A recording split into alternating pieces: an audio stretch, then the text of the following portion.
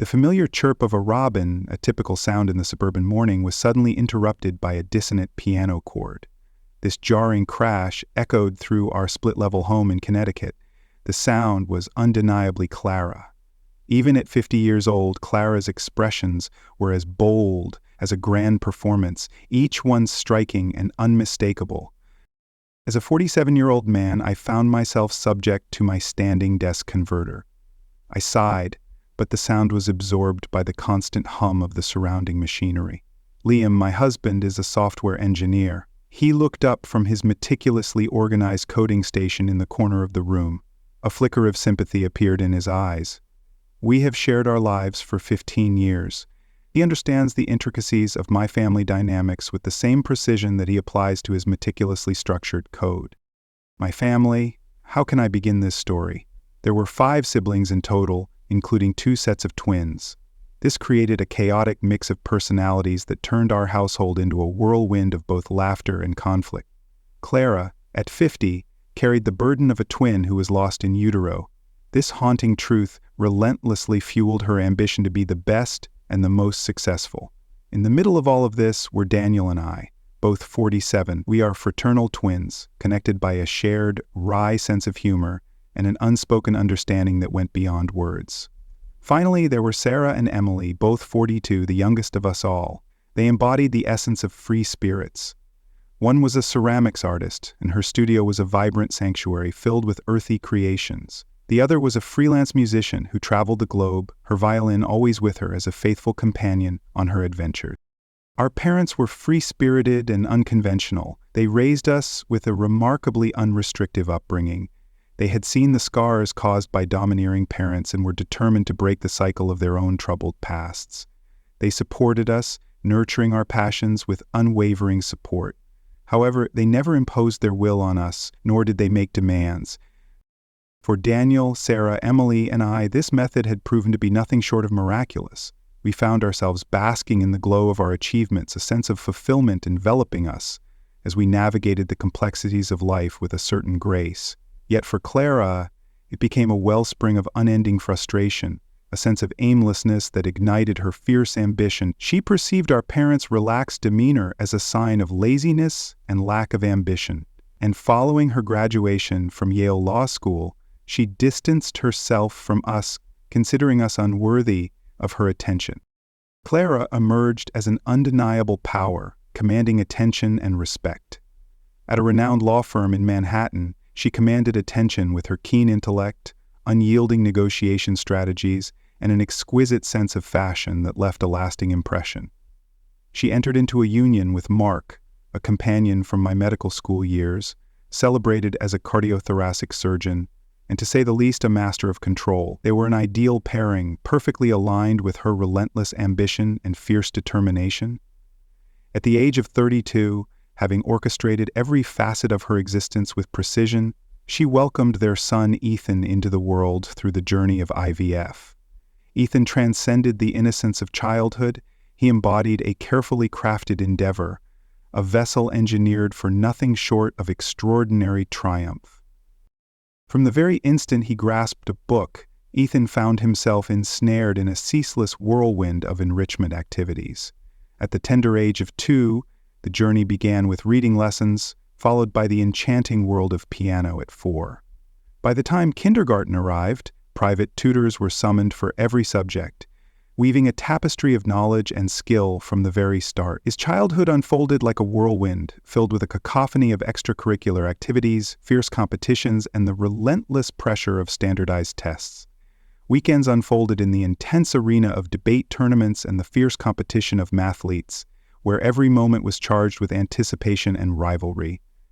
It was on those Saturday afternoons, amidst the laughter and warmth of my parents' home, that Ethan found his fleeting moments of liberation. We, his aunts and uncles, dedicated those cherished moments to laughter, play, and unwavering affection, creating a protective barrier against the stifling weight of his parents' demands. His teenage years unfolded like a haunting tale, filled with turmoil and despair. The unyielding strain, the ceaseless judgment, the absence of authentic bonds with his parents, ultimately exacted a heavy price. At the tender age of 16, Ethan found himself in a harrowing moment of despair, attempting to end his life, within the very walls of the hospital where Mark dedicated his days. In a frantic bid for relief, he pilfered benzodiazepines from a nurse's station, a haunting testament to a boy who felt as if he were sinking beneath the weight of his own anguish. The aftermath unfolded with a haunting intensity, a crisis that compelled each member to face the harsh realities lurking within our family dynamics. Ethan's journey unfolded over 5 long months within the confines of an inpatient psychiatric ward, a place where shadows of his struggles loomed large. This was followed by a transformative 3-month stay in a therapeutic group home, where the echoes of his past began to soften amidst the support of newfound companions. He embarked on a journey of healing, a quest to reclaim his identity, to unearth the desires that lay buried within his soul. He revealed a longing to share a life with me and Liam, a sanctuary where he could find solace, free from the relentless scrutiny and expectations that weighed upon him. I, having chosen a life without children, embraced him wholeheartedly. In a transformative endeavor, Liam and I breathed new life into the attic, crafting a spacious sanctuary just for him. The room now boasts a skylight that invites the sun's embrace, a cozy study nook for contemplation, and a music room, meticulously soundproofed, to cradle his melodies in solitude. The attempt on his life struck Mark like a thunderclap, shattering the silence of his existence. He embarked on a journey of self-discovery, acknowledging the role he played in the suffocating atmosphere that enveloped both him and Clara. In a moment of profound clarity, he chose to part ways with Clara, acknowledging that their union had been forged in the fires of ambition rather than the warmth of love. Mark and Ethan embarked on a tumultuous journey through family therapy, navigating the intricate layers of their relationship as they sought to mend the fractures with honesty and open dialogue. Last summer, Ethan returned to his father's home, and to the astonishment of all, Clara most of all, he revealed his intention to embark on a journey into the realm of social work. Clara, however, stood her ground, adamantly rejecting any notion of accountability. She cast her accusations upon us, Mark, and even Ethan himself, holding us responsible for his so-called weakness, for failing to embody the strength required to endure life's relentless pressures. She asserted that he must toughen up, cultivate grit, and transform into the untouchable. Her testimony during the custody hearing sent shivers down the spine. "I couldn't care less about his feelings," she declared, her tone flat and unyielding.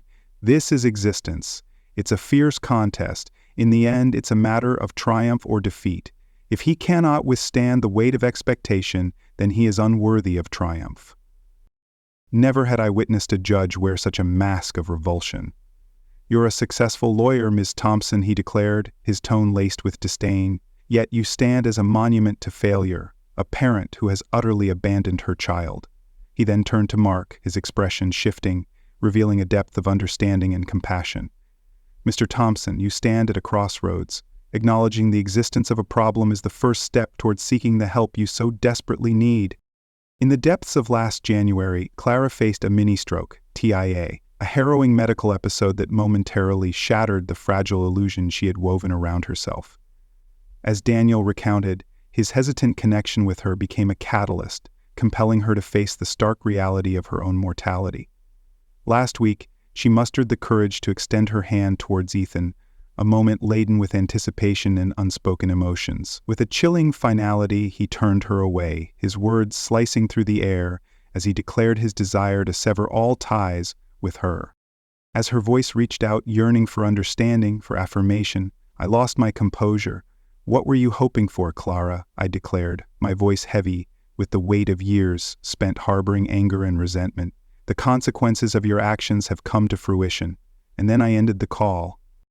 At this moment, the family is engulfed in a storm of fury. I am the villain, the cold-hearted brother who turned his back on his sister when she needed me most. They claim I should have stood by her side, extended my hand in support, and enveloped her in compassion. Yet I find myself weary, exhausted from the endless cycle of justifying her choices, weary of placing her emotions above the needs of both Ethan and myself. Liam tightened his grip on my hand once more, his gaze probing deep into my eyes. "Do not allow them to burden you with guilt, my dear," he murmured gently. "You made the right choice." But did I truly? That question lingers in my mind, an unyielding conflict that threatens to engulf my very being. Did I have the right to sever ties with her? Had I been too severe, too relentless in my judgment? Or was I merely shielding myself and Ethan from additional suffering? As I survey our inviting living room, my gaze lingers on the framed memories of Liam and me, the vivid artwork that adorns the walls, and the palpable aura of serenity that envelops our sanctuary. This is my refuge, my haven, and I refuse to allow Clara's venom to taint it. Yet even so, the guilt clings to me, a persistent whisper echoing in the shadows of my thoughts, and thus I find myself reaching out to you. Have you ever found yourself at a crossroads, torn between the bonds of family loyalty and the urgent need to safeguard your own well-being? What path did you take to maneuver through that circumstance? What do you believe about the act of forgiving? Is it ever truly feasible, even when one has inflicted profound suffering? What burden do we bear in standing by family members who have stumbled into darkness, even as they turn away from the truth of their own missteps? We invite you to unveil your tales, express your thoughts, and reveal your perspectives in the comments below.